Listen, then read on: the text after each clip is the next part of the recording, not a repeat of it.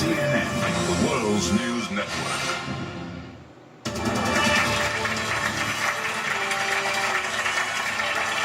We're back to the Green Party Town Hall. Time now for questions from the audience. Our first is from Gloria So. She's a student at Columbia University. She did support Bernie Sanders in the Democratic primaries, but now she's undecided. She says she is leaning in favor of Hillary Clinton. So, Doctor, Mr. Baraka, here is your shot to win her over.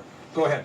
Hi, Dr. Stein. My question today is, what would you like to say to win over Sanders supporters like me who are absolutely not voting for Trump but are feeling somewhat disillusioned by Clinton? Great. So first what I would say is thank you so much for having changed the political landscape forever. So big thank you to all of the Sanders supporters. And the political system will never be the same. And what I have to say is that you've learned really in real time why it is that you can't have a revolutionary campaign in a counter-revolutionary party. Bernie did everything right, and his supporters did everything right.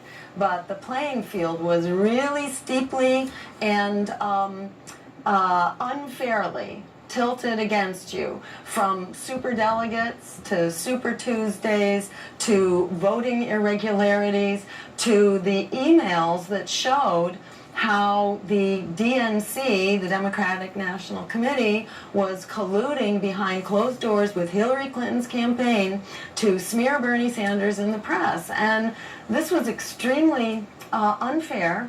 And then Hillary now, has really moved to court Republicans, has sort of an official committee to bring Republicans over. She's appointed a centrist vice presidential candidate.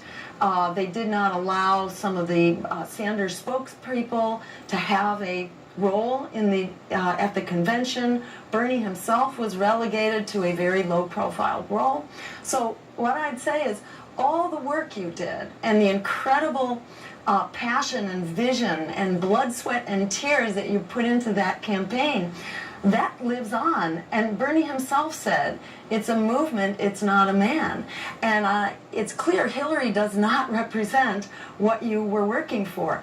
Our campaign has been here from the start. Many people have looked to us from Bernie's campaign as Plan B, so that if they ran into trouble, they could continue building this revolutionary campaign, but now all the stronger for being inside of a revolutionary party that supports the work that you're doing and will continue to build it until we prevail. Now, Mr. Baraka, the polls show about 7 in 10 Sanders supporters say they're going to go with Hillary Clinton, but they're varying degrees of strength. So they're going to do their research. They're going to see that on party platforms, the Green Party does line up with a lot of the things that Senator Sanders was fighting for. But when they do their research, I want to give you an opportunity to clear up some of the things you've said about Senator Sanders, because not all of it was flattering. The main idea you had was that Bernie Sanders should be seen as an ideological prop. And that there was an idea of nativism to his campaign, an idea of complimenting white supremacy to his campaign. What did you mean by those statements for when the Sanders supporters come looking your way? Well, what we had to do was to raise some issues that seemed to be at one point very troubling. Chris, I wanted to feel the burn. I really did. And so, as Dr. Stein said, I saw from the very beginning the real possibility for this campaign to really expand the scope of conversation here in this country, to introduce to the American people a term like democratic socialism, to really tap into this desire that people had for real change. But I was troubled by some other tendencies, and that is that we can't build a progressive or revolutionary process by just looking at the United States of America. That, you can't disconnect U.S. foreign policy from domestic policy. And so I was concerned by some of the comments around, allowing the Saudis to get their hands dirty.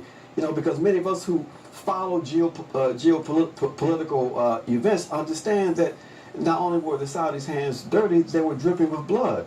And so my point was that Bernie needed to understand that the American people were ready for a real progressive candidate. You didn't have to play into the hands of the Democrats. You didn't have to embrace Barack Obama's drone program. You didn't have to suggest that, or be silent about other foreign policy issues. So I wanted to see a real comprehensive, progressive campaign, and the people were ready for that. So why didn't you say that instead of hitting them over the head with being a tool of white supremacist ethical contradictions that reinforces racist cynicism?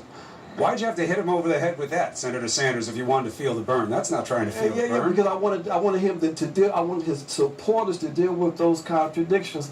Like Dr. Stein said, this wasn't about the man; it was about the movement. We've got to disconnect personalities from movement building. And we've got to, if we see contradictions, we have to engage in those conversations with our friends. This was a conversation among those of us on the left, progressive people. The Sanders supporters were pushing back, when people were raising questions with the Sanders folks, they were saying, oh, you all are purists, you're dogmatists.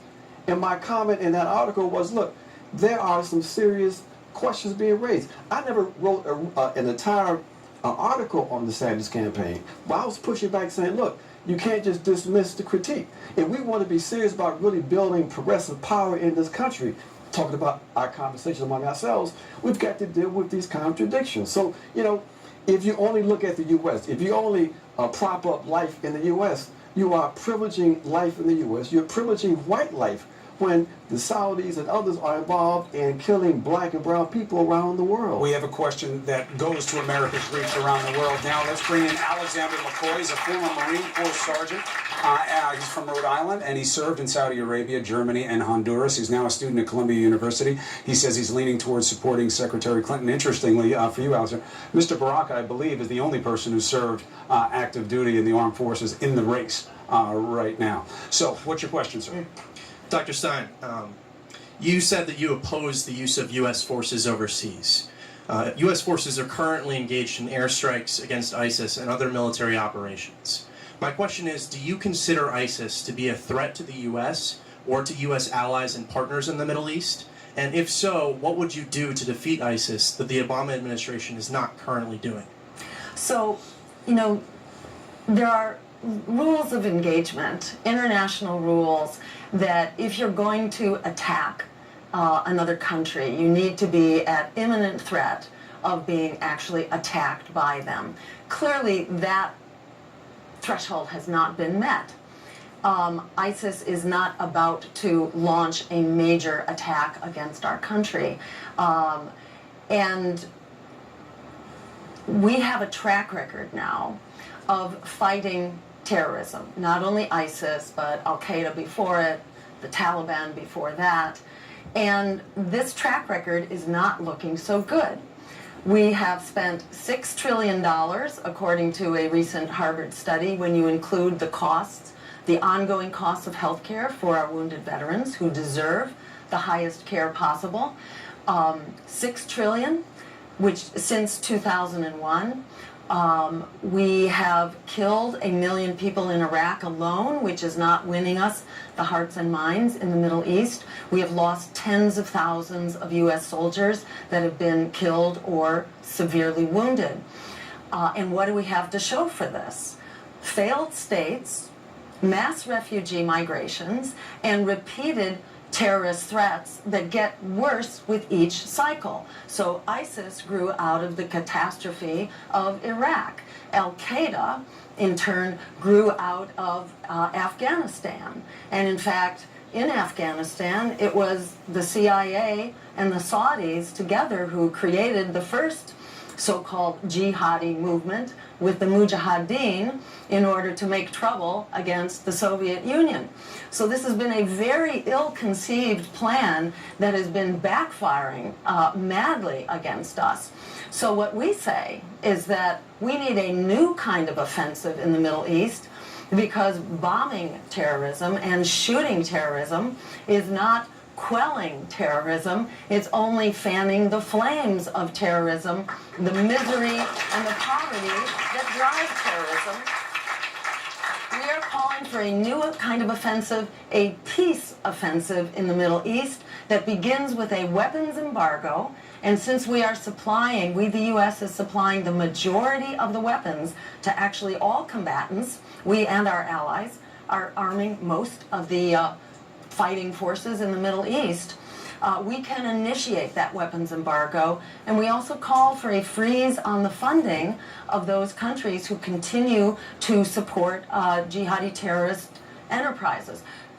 Hillary Clinton herself said in a leaked State Department memo that in fact the Saudis are still the major funder of terrorist Sunni enterprises. So if we started it, we and our allies have the capacity to shut it down. So that's how we need to move forward. So, Doctor, just to be clear, you said you call for a military spending cut of 50%. You want all foreign bases closed. There's no question that this is a complex problem. It's not just a military solution, but the military is almost always involved in different reckonings of a solution. Are you saying that there'd be no U.S. military presence anywhere else in the world and that would keep America safe? So we now have somewhere between 700 or 800 or even more military bases around the world. Do you know how many military bases all other countries combined have? About 30. There's something really wrong with this picture. Do you know? Do you know how much of our budget actually goes to maintaining this bloated and dangerous military budget? 54% of our discretionary budget, which is about half of your income tax, is going to this failed, catastrophic policy of regime change. But I'm just trying to be clear. Would you close all of them? That would be our presumption. There may be certain bases for certain circumstances that need to remain open, but our presumption is to close the bases, and our presumption is also to shut down the weapon systems like the F-35 that will cost us almost $1.5 trillion before we're done, or to shut down the new generation of nuclear weapons, which has no role whatsoever in military or on the planet. We need to be backing off and phasing out all nuclear weapons now, not moving forward with a new $1 trillion program for new nuclear weapons. Chris, there's an assumption in your question that we have to take a look at. And that is that that we're going to be able to respond in a military fashion to all of these various threats. See, one of the reasons why we have the ISIS threat today is because of the enormous incompetency of U.S. policy in the so-called Middle East over the last 16 years. You can't, talk about the ISIS threat and then not look at the kinds of policies that help to facilitate the growth of ISIS. You can't talk about your concern about the possibility of imminent attacks in the U.S. and support policies that created a territory in Syria where people were able to train, equip themselves, and be prepared to launch attacks all over the world.